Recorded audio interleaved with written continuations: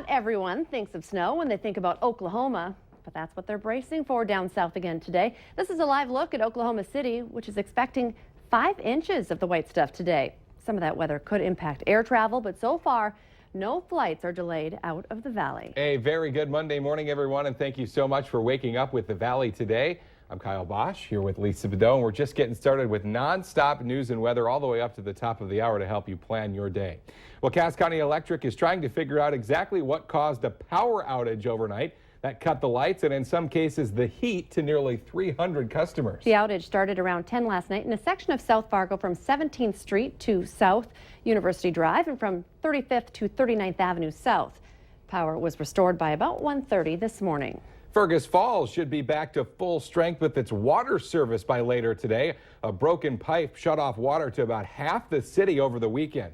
Now, a boil water order does remain in place for the Hilltop community in Fergus Falls. That goes until about 1 this afternoon. The city administrator says they believe that they found the source of the leak last night. They think it was likely caused by the cold weather, but are still trying to determine the exact cause of that water main break. A lot of people leave their cars running on these sub-zero days, but one unusual twist has firefighters reminding people to make sure your car is in park. Take a look at this. Someone's unattended car drove right into a downtown Fargo building yesterday, smashing the front glass window and leaving quite a mess. It happened around 6 last night at Brant Preferred. That building's at 304 Broadway. Luckily, no one was hurt. Fire crews say there is no structural damage to the building. 6:51 means it's time to get a look at weather and traffic on the ones on this Monday morning. We start with meteorologist Mick Kerr. Still cold out there. It's still 9 below. Been that way since about 4 o'clock this morning, and by 8 o'clock, computer says 0. We're not going to make it. We'll be close. We're going to begin the warm-up here, which should push us to the 20s above, especially across eastern North Dakota. Devil's Lake, 28. Jamestown, 30. But mid to upper teens across western and northwest Minnesota. But just because the sun will start sinking slowly in the west doesn't mean the temperature is going to start going down. We're going to keep the temperature rise as the process where all of this happens is the south wind, 20 to 30 miles an hour. So we're going to keep the low to mid 20s through the overnight.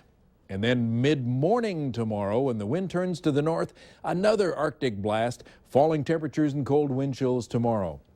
Now, even though we're predicting less cold, the wind out of the southwest, 22 to 30, will create some very biting wind chills this afternoon. Even in west central Minnesota, where we're going to 15 to 24 degrees, less cold but breezy. You're still pretty close to that cold Arctic air mass.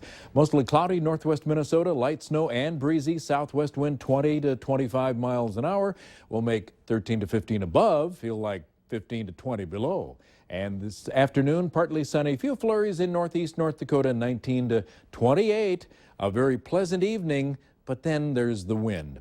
Here's all the headache for travel for the southwestern part of the U.S. Las Vegas, it's raining. Raining in Phoenix. It's snowing across Colorado and Utah and New Mexico, and snow just now shortly arriving in Oklahoma City.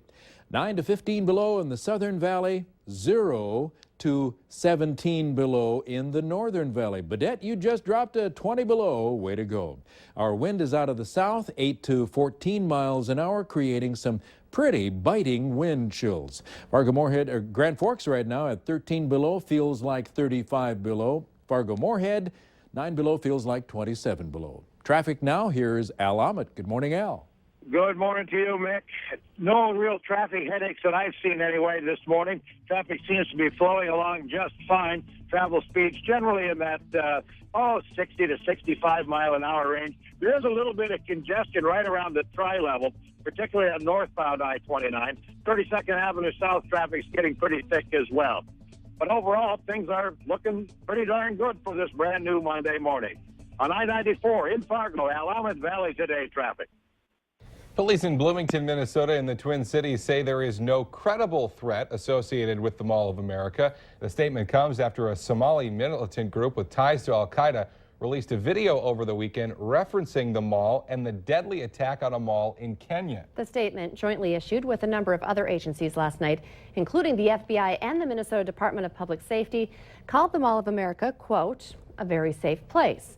Still, security is being stepped up at the mall. Mall of America officials say they're implementing additional security measures, some covert, some visible.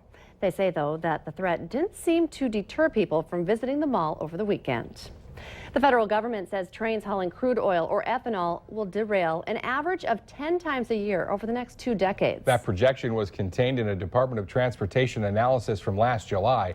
KFGO News is reporting that the derailments could cause more than $4 billion in damage and possibly kill hundreds of people if a serious crash were to happen in a densely populated area. Now, the study took on new relevance last week after a train loaded with crude oil derailed in West Virginia and caused this spectacular fire and explosion. It also forced hundreds of families to evacuate. We could find out more early this week about a fire in a downtown Fargo apartment. Firefighters say a man was smoking a cigarette late Saturday night when he fell asleep and dropped it on a blanket. Other people in the building on 633 First Avenue North got the blanket outside and put out the fire. However, smoke filled the building. No one was hurt. Investigators are also trying to figure out how a stack of wooden pallets caught fire inside a West Fargo building over the weekend. It happened yesterday morning at Diversified Welding. Firefighters say the pallets caught fire in the middle of a building and the area filled up with smoke. 6:55 now on this Monday morning, and in our consumer alerts, technology, of course, plays a big part in many of our lives. And children now have more access to electronic screens than ever before. But that's a cause for concern for a lot of parents. YouTube is releasing a new kid-friendly app today to allow parents to set filters and time limits. Many moms and dads that we talk to raise concerns about how much FaceTime kids are spending on these devices and how it affects their everyday life. The biggest question? Security. The new app will be available for Android phones. It's time now for our last Up Before the Sun. And this morning, we've been giving you an inside look at our job. A lot of people have a lot of questions about like what time we get up and who does our makeup in the morning. No one. We just have to do it ourselves. The Valley Today, Christy Larson, she's been live this morning taking a little tour around the building. We gave you a look behind the scenes in the studio. She's back in the production control room with a lot more of the people behind the scenes that do a lot of work to make the Valley Today happen every Monday through Friday.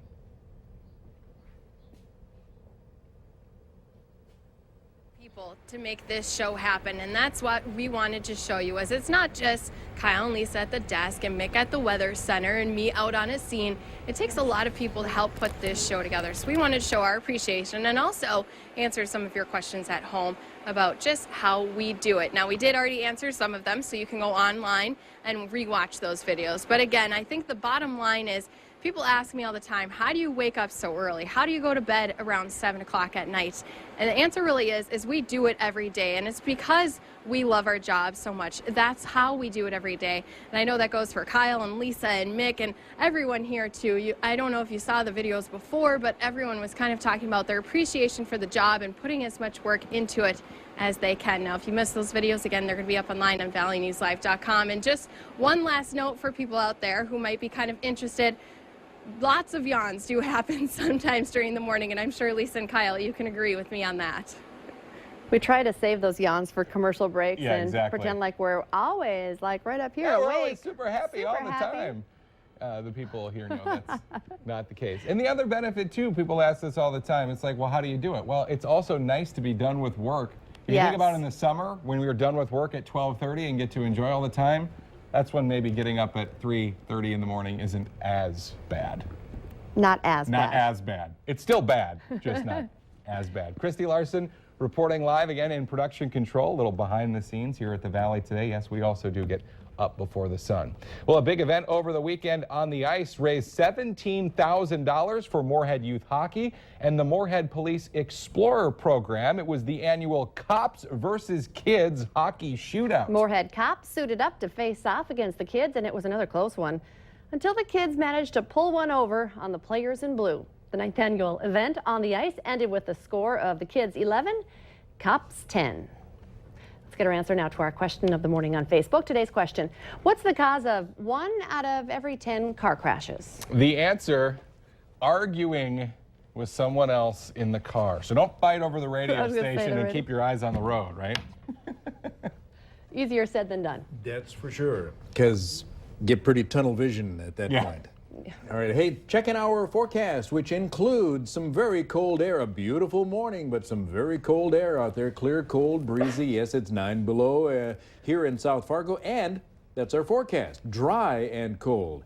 And a couple of flurries late afternoon, breezy, wind chills, the snow, I think mostly in northwest Minnesota, but mild temps will be accompanied by a southwest wind, 22 miles an hour. Not a beautiful blue sky all day, and there's your morning temperatures. 7 below Fargo, 13 below Fergus. Yuck. Yeah. Let's get it over with. Happy Monday, everybody. Thanks for waking up with the Valley today. More local news and weather in just 25 minutes. Have a great Monday. We will see you tomorrow morning.